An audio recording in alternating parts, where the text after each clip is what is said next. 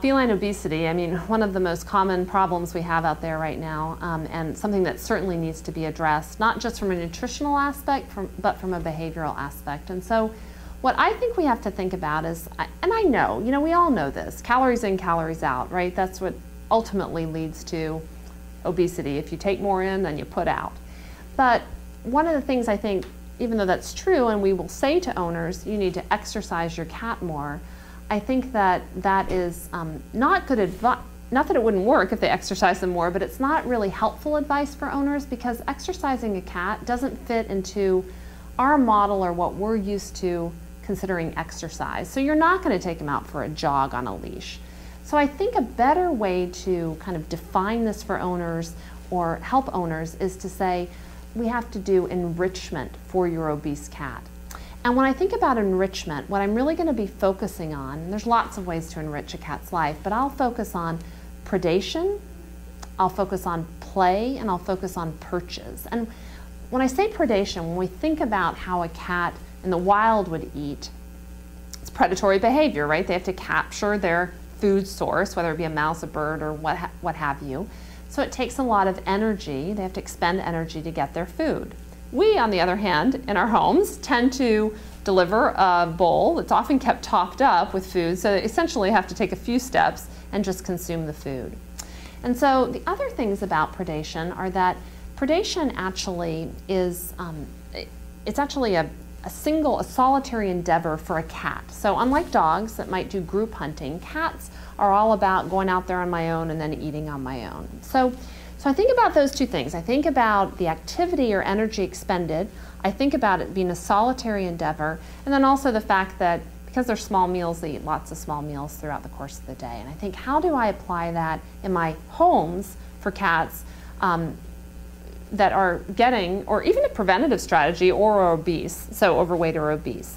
And the way I think that we can kind of address those factors is looking at using a novel method of feeding, and that would be something like a puzzle toy. And I think the companies have recognized that this is a need for cats, and so there's more and more opportunities, or more options out there for you to purchase, and they're not particularly expensive. So I personally feed all my cats. I do feed them dry food, because it's convenient, and I know that, but I feed them all in puzzle toys. So I have 4 cats, and I have about 15 puzzle toys, and they are spread throughout the environment, and so they actually have to work for their food. They have to move the puzzle toy to have a kibble fall out, and then they can consume it. It's not as difficult as probably catching a bird or a mouse, but at least it's some level of energy expenditure. And so then I think about, too, the solitary feeding aspect. And here's why I have 15 of those puzzle toys, even though I only have 4 cats. And that is that I don't want them to all have to come into one location to access this food. I want to spread it out through the environment so they can, if they choose, have a more solitary eating kind of scenario, which is probably less stressful for cats because that's what they would do in the wild. So I have to obviously not fill all the puzzle toys up with chunks and chunks of food, because then they'd eat a lot of it maybe, but we can just spread out their, divide out their daily ration into those different puzzle toys so they have that opportunity to work for their food.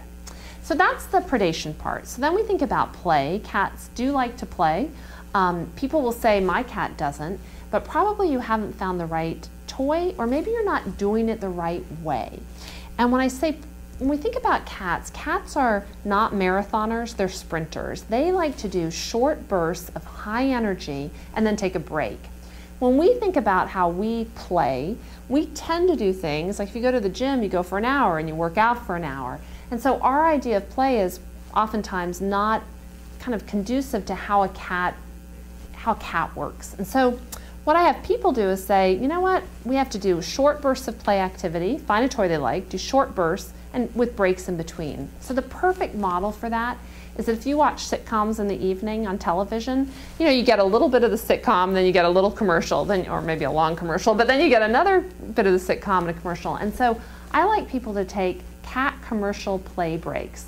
And too bad for the company that's advertising. You get out the cat toy and play with your cat for a few minutes. And I guess if you have TiVo, that's probably not going to be appropriate because you just skip right through the commercials. So but you get the principle of it, you know, these short bursts of activity that, that you can encourage your cat to play.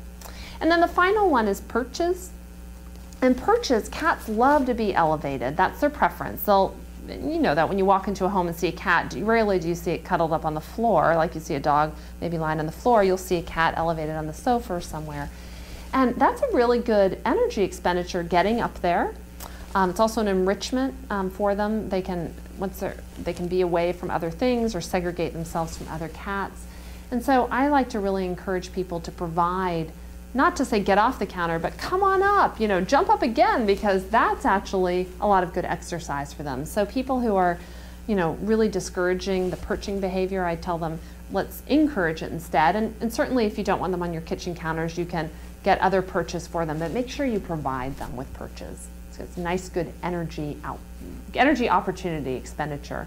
So once again, the big point though is don't just send your clients home and say, exercise your cat. That will probably, they'll probably shrug their shoulders. How am I going to do that? My cat doesn't like to exercise. But instead say, let's enrich your cat's environment. And I think owners will be more likely to follow through and do that and then get success.